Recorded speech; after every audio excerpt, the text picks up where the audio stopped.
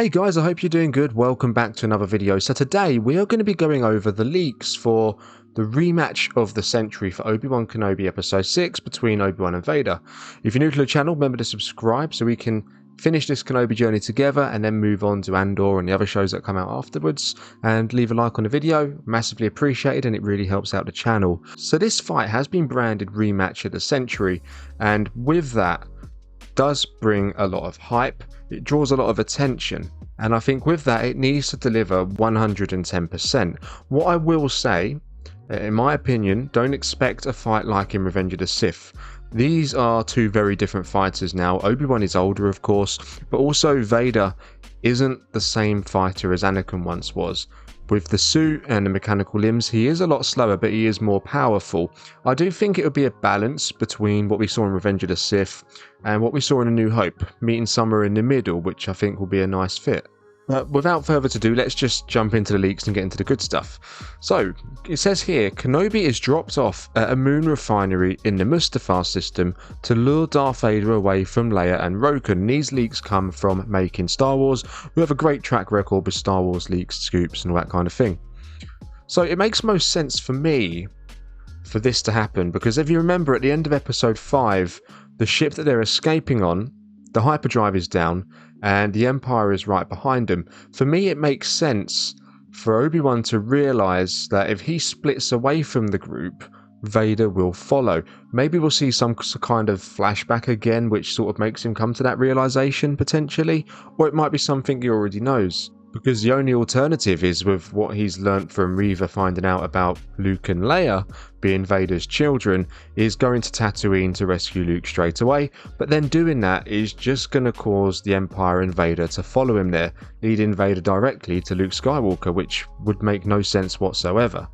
At this point in time, Obi-Wan hasn't actually communicated with Qui-Gon at the moment. Unlike in Dark Lord: The Rise of Darth Vader, which is now Legends, in that Obi-Wan actually communicated with Qui-Gon, telling him that Vader wouldn't set foot on Tatooine through fear of Anakin coming back.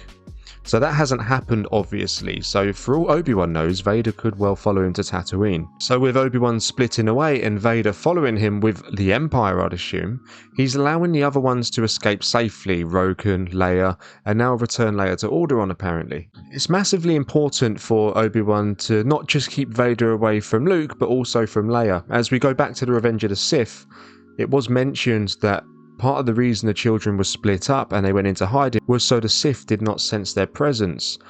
So as far as Obi-Wan knows, that could well happen. So it's massively important that they don't cross paths.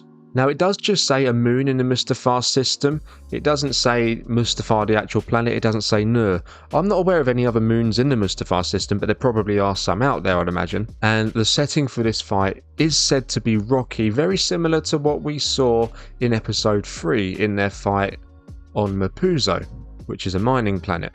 And Mustafar itself is a planet, not a moon, so going by the leaks, I don't think it will be held on Mustafar. However, it is worth noting that in the concept art, which I'll bring up now, it does show us a fight scene between Vader and Obi-Wan, and this is a stance from Obi-Wan that we didn't see in their first fight in episode 3. So I'm assuming this is a take from the second fight, the fight we're going to get in episode 6. But if you look at the background, it's burning. The whole thing's burning. You do get some slight outline of some structures there. Now this could just be a concept that they didn't run with, or this could generally be something we see in episode 6. As if we look back at the other pieces of concept art, I think majority of them, maybe even all of them, have actually played a part in this series. I'm thinking back to that picture of Vader on the throne in particular with the holoprojector in front of him. That was when he was talking to Reva.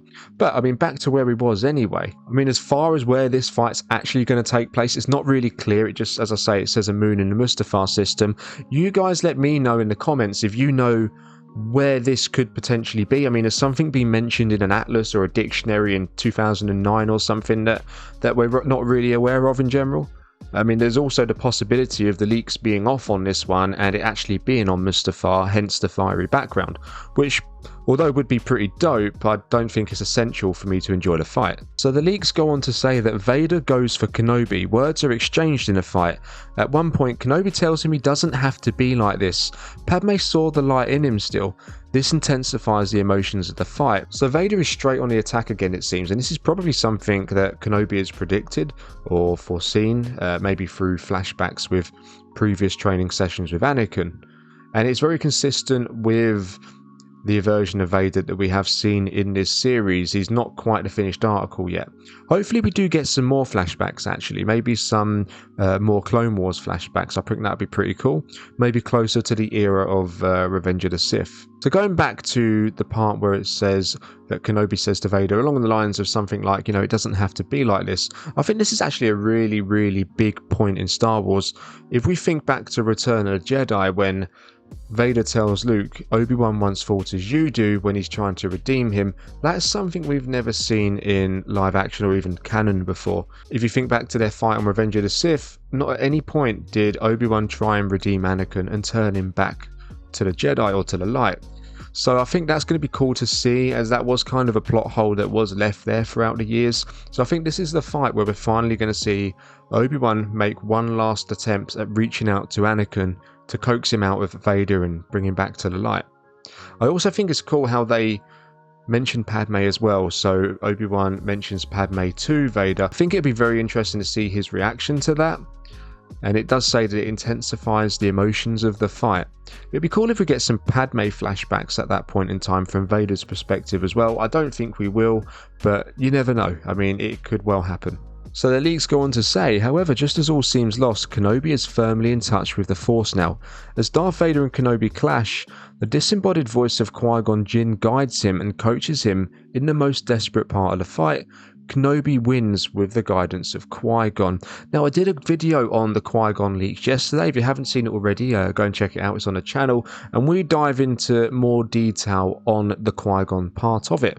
I mean, essentially, even though the fight is between Obi-Wan and Vader physically, with Qui-Gon guiding Obi-Wan during this fight, it's essentially Qui-Gon and Obi-Wan versus Vader, which is pretty cool. So I don't think Obi-Wan is going to outright batter Vader at any stage during this fight.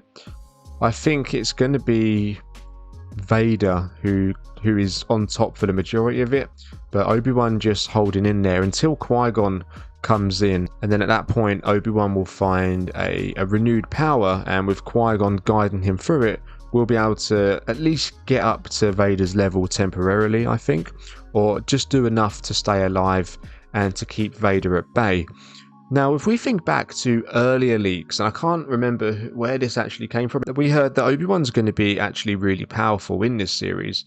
Now, even more powerful than Revenge of the Sith. Now, of course, that is something we haven't seen yet, so if that does come out, then it will have to be in episode 6. The build-up, each episode we've seen Obi-Wan slowly come back to his old self, and maybe at this point he surpasses where he was in Revenge of the Sith, and he is at his most powerful point that we've ever seen him at. Of course, that doesn't necessarily mean he's going to be more powerful than Vader, because Vader has also been getting more powerful since Revenge of the Sith as well. But what it means by Kenobi victory, I think it essentially means that Kenobi has set out what he needed to do. He has successfully lured Darth Vader away from Leia and Roken, and therefore took his attention away from Tatooine, and he's managed to survive in the process, which of course his survival is massively important to the future of the galaxy, as he is meant to be watching over Luke Skywalker, who is the future and the hope of the Jedi. Now, I have also heard previously as well, not obviously with these leaks, but separately, that Vader will get his helmet cracked, and we're going to see the face of Anakin Skywalker, being portrayed by Hayden Christensen, of course, come through the helmet, which is similar to what we've seen in the animated shows. But essentially, they are the leaks from Making Star Wars for the fight scene in Obi-Wan Kenobi Episode 6, which of course, don't forget, is being billed as the rematch of the century. So I really hope it delivers to that title. It's going to be really hard to top Revenge of the Sith, and it's going to be a different type of fight to what we've seen previously. As I said before, I think it's going to be something in the middle between A New Hope and Revenge of the Sith, which would make sense, as we're pretty much in the middle of that time period in the gap as well. Let me know what you guys think on that in the comments. Is there anything that you would like to see happen in this fight between Obi-Wan and Vader. Remember to subscribe to the channel if you're new and leave a like on the video. It's really appreciated. And enjoy the episode, and I'll catch you all in the next video. May the Force be with you.